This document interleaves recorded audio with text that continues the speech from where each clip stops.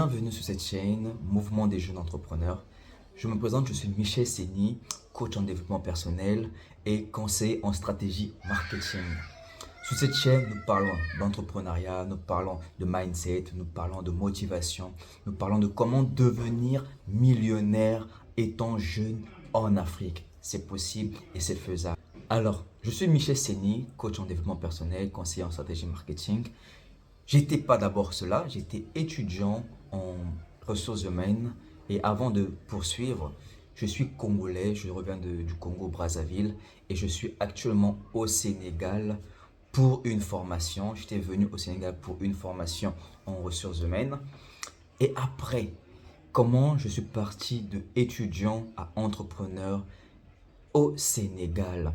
Parce que quand tu sors d'un pays et que tu viens dans un autre pays, les choses sont totalement différentes. La même manière de fonctionner au Congo n'est pas la même manière de fonctionner au Sénégal. Parce que c'est deux mondes différents, deux réalités, deux concepts qui ne marchent pas ensemble. Alors, comment j'ai fait pour devenir entrepreneur ou bien comment j'ai fait pour acquérir certains biens ici au Sénégal, sachant que je suis étranger? Donc, c'est un peu cette question que nous allons répondre.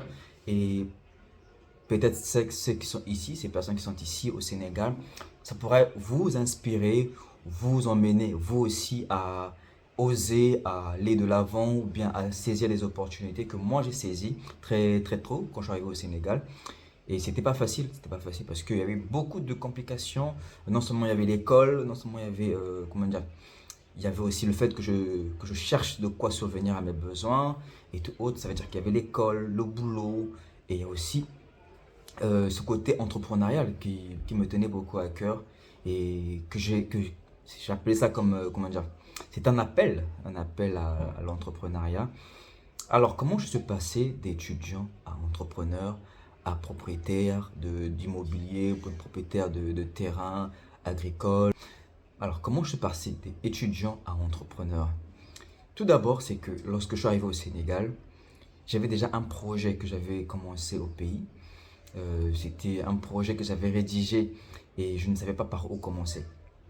Et après, lorsque j'ai eu mon bac, je suis venu au Sénégal par la grâce de Dieu. J'ai commencé ma formation en gestion des ressources humaines. Et ma première année, j'ai rencontré des difficultés, j'ai rencontré des réalités que je ne m'y attendais pas forcément. Après ma première année, j'ai commencé à chercher du travail. J'ai commencé à chercher du travail, j'ai commencé dans des centres d'appel, comme tout le monde le connaît. Ici au Sénégal, les centres d'appel, c'est plus récurrent pour les jeunes étudiants ressortissants de d'autres pays. J'ai commencé avec ce poste en tant que conseiller commercial. Et après, j'ai eu pas mal de choses, pas mal de complications. Je n'arrivais pas à embrasser études et école parce que je partais le matin au boulot et je revenais le soir. Et le soir, je partais à l'école. Donc, c'était pas forcément facile. Et lorsqu'il y avait des examens, c'était vraiment très chaud. Et je n'arrivais pas à suivre bien le rythme. Et c'est là que le déclic a commencé. Et lorsque je commençais à faire une formation, ma formation en ressources humaines, j'ai embrassé ce qu'on appelle le développement personnel. C'était un clic, c'était un délire. Après le développement personnel, j'ai embrassé ce qui était le marketing. Marketing mixte, marketing digital et tout autre. Et par rapport à cette formation, et je précise, j'étais en première année, j'ai aimé le développement personnel, j'ai aimé le marketing, la communication en gros. Et c'est là que je lance ma première agence que j'appelle comment dire, Great Shop. Que je lance Great Shop. Et c'est là que je pars à la recherche des clients. Je répète, j'étais juste en première année et je venais d'embrasser le développement personnel et le marketing digital, la communication. Je vais à la recherche de mon premier client, je me balade dans tout Dakar et tout autre. Et c'est là que je tombe sur un espace qu'on appelle les nuages perdent leurs plumes. Ça se trouve au parc Anne. En tout cas, pour ceux qui ne sont pas encore allés, ceux qui ne sont pas encore allés au parc Anne, c'est une petite publicité que je fais. Allez au parc Anne, demandez les nuages perdent leurs plumes et regardez le beau paysage que cela offre. Vous ne serez pas déçus. C'est une brève publicité. Ok. Alors, j'ai découvert le parc Anne et c'est là que j'ai rencontré une dame, une merveilleuse dame. Waouh! Mariam Faye. Je l'ai rencontré et je l'ai parlé. J'ai vu un peu l'espace et je lui ai proposé mes services euh, en tant que créateur de contenu, en tant que CM, Community Manager. Et j'ai un peu brossé un peu qu'est-ce qui pouvait être fait sur son espace. Et j'ai été très ambitieux et très enthousiasmé, hein, très enthousiasmé. Et c'est l'un des caractères qui a permis de décrocher ce travail. C'est l'audace et le courage. Parce que je suis venu, elle était à la caisse, et c'est une chose qui m'a beaucoup marqué, une directrice qui se trouve à la caisse, qui gère les clients et tout ça là. Et j'ai vu l'espace et je lui ai parlé, je lui ai dit que voilà, euh, voilà ce qui peut être fait ici, voilà comment on peut faire et tout ça. Elle m'a posé la question, elle a dit, mais attends, tu es qui ou bien tu fais quoi? C'est là que je lui ai présenté mon CV, je lui ai dit que non, je suis un étudiant en communication, je fais du développement personnel, je fais de la communication. Et là, actuellement, je étudie la stratégie marketing des entreprises. Et là, je vois du potentiel sous cet espace. Et voilà ce qu'on peut faire, voilà ce qu'on peut faire. Je l'ai brossé en gros une stratégie. Et c'est là qu'elle m'a donné mon premier poste en tant que community manager. Et après ça, j'ai fait quasiment pas mal de mois là-bas. Et après, je suis passé en tant que, vu que j'avais un profil RH, je suis devenu le RH. Après, je suis devenu le directeur commercial. Et je suis devenu l'adjoint de Mariam Faye. Et c'est comme ça que c'est parti, hein. C'est comme ça que c'est parti. Et après des relations et tout autre. Ce que je veux souligner, c'est quoi? C'est que tout est possible lorsque tu te donnes les moyens d'y arriver. J'étais étudiant ressortissant du Congo-Brazzaville. Au Sénégal, je ne parle pas le Wolof, je ne parle pas la langue qui est la langue nationale. Je ne parle pas le Wolof. Et je me lance comme ça. Je crée ma petite boîte Great Shop. Je crée ma petite boîte Great Shop et je vais à l'événementiel. Je rencontre Mariam Faye qui me donne cette opportunité de pouvoir travailler avec elle et de pouvoir mettre en avant son espace qui est les nuages perdent leurs plumes. C'est comme ça que je décroche mon premier contrat avec Mariam Faye. Et je raconte, je précise, j'étais seul au début dans la boîte et c'est là que j'ai pris certaines personnes pour comment dire, me soutenir, pour pouvoir m'épauler dans ces tâches-là. J'ai pris quelques frères, quelques sœurs et tout autres pour pouvoir gérer les réseaux sociaux, Instagram, TikTok et tout autre de cette entreprise-là. Et c'est comme ça qu'on commence l'activité. On voit un peu. Et c'est comme ça que j'ai commencé à décrocher des contrats, j'ai commencé à décrocher des activités et autres, des prestations. Et j'ai commencé, grâce à cette confiance que Mariam Femme m'avait donnée, à lancer mon activité. On voit un peu. Et aujourd'hui, je suis au Sénégal. J'ai commencé à voyager par-ci, par-là. Et j'ai commencé à entreprendre, à investir, à pouvoir avoir des terrains au Sénégal, à pouvoir commencer mon business d'élevage de poulets de chair au Sénégal. Et cela est possible. Ce que je veux ressortir, c'est quoi? C'est que il n'y a pas de blocage. Il n'y a pas de blocage. Tout se passe dans la tête. Et vous savez, si je me disais que, bon, je suis jeune, bon, j'attends que l'État, ou bien que j'attends que je finisse mes études, j'attends que je finisse mes études pour pouvoir commencer à chercher le travail, pour pouvoir commencer à chercher. C'est bien, c'est bien. Mais j'avais pas eu cette mentalité-là. Ouais, un peu. J'ai pas eu cette mentalité parce que les réalités n'étaient pas les mêmes. C'est vrai que les réalités diffèrent. Les réalités diffèrent et les réalités ne sont pas souvent les mêmes. Très tôt, j'ai confronté certaines difficultés. Très tôt, il fallait que je me prenne en charge. Très tôt, il fallait que je sois indépendant. Parce que, étant étranger, c'était pas facile.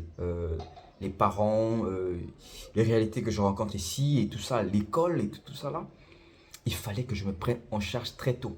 Et voilà pourquoi je me suis vite lancé, je me suis vite rendu indépendant vis-à-vis des besoins, vis-à-vis de, comment dire, de la vie ici au Sénégal. Alors, voilà un peu mon parcours, comment je suis arrivé à devenir, en partant d'étudiant à entrepreneur ici au Sénégal. Je souligne deux choses. C'est d'abord la volonté. La première des choses, c'est d'abord la volonté. La deuxième des choses, c'est pourquoi je le faisais. Parce que beaucoup de jeunes aujourd'hui se lancent dans une activité. Après, bon, ça tombe. Pourquoi ça tombe? Ou bien pourquoi ils échouent dans leur parcours entrepreneurial? C'est parce qu'ils ne nous ont pas posé la question, pourquoi je le fais? Pour quelle raison? Est-ce que c'est pour le fun? Pour qu'on me dise que je suis entrepreneur également? Ou bien c'est pour pouvoir satisfaire mes besoins de tous les jours, c'est-à-dire que voilà, je dois m'habiller, je dois... C'est bien, certes, c'est bien. Voilà un peu. Mais le pourquoi n'était pas conséquent. Or, pour moi, c'était une question de vie ou de mort.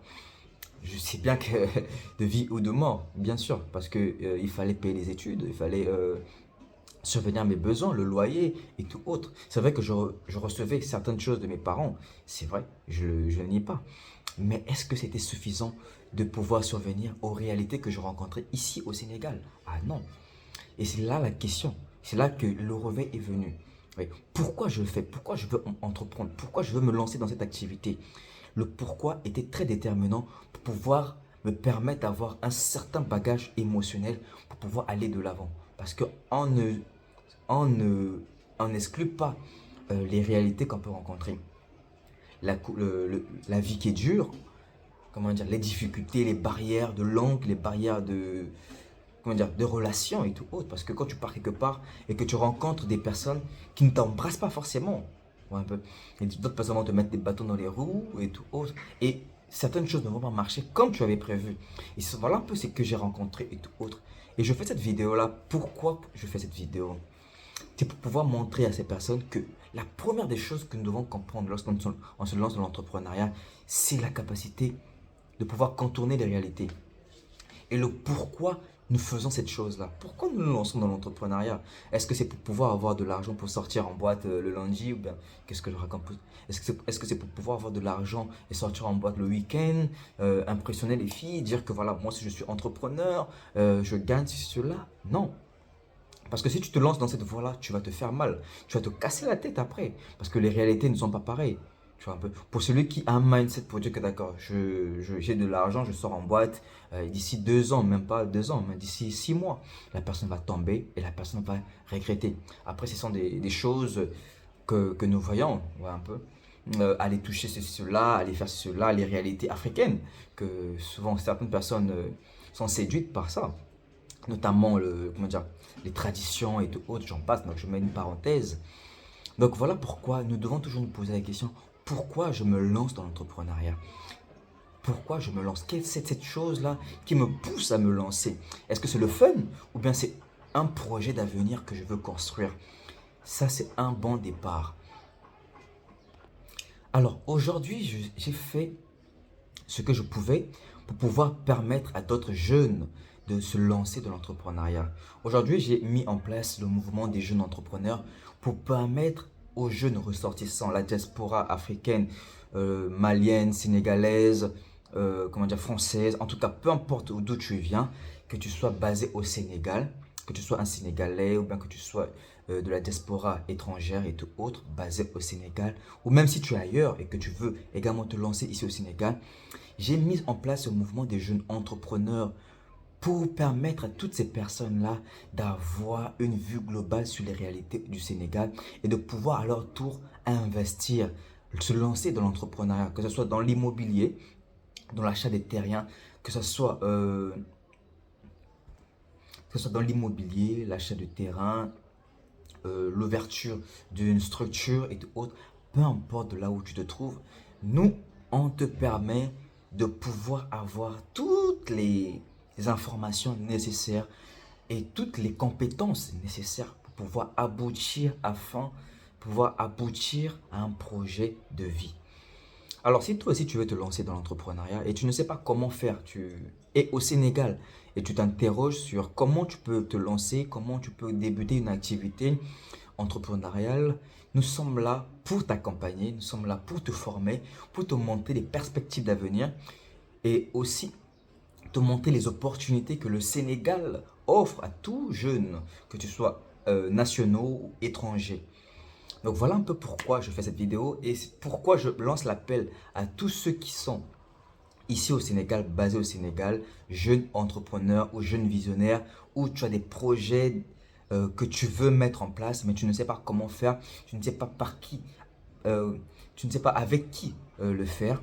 Nous sommes là pour t'accompagner et pour te permettre d'atteindre tes objectifs.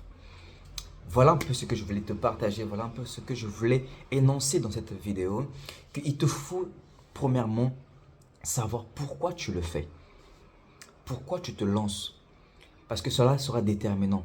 lorsque tu vas rencontrer des difficultés, lorsque tu vas rencontrer des barrières, la question pourquoi j'ai commencé cette activité te permettra d'aller toujours de l'avant et de ne pas baisser les bras.